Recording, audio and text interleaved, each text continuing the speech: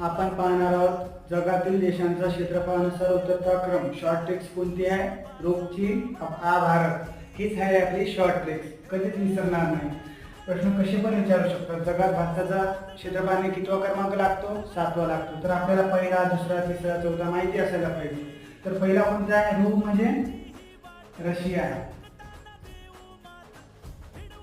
क म्हणजे कॅनडा. चीन म्हणजे चीन. अ म्हणजे अमेरिका. ब म्हणजे ब्राझील. आ म्हणजे ऑस्ट्रेलिया.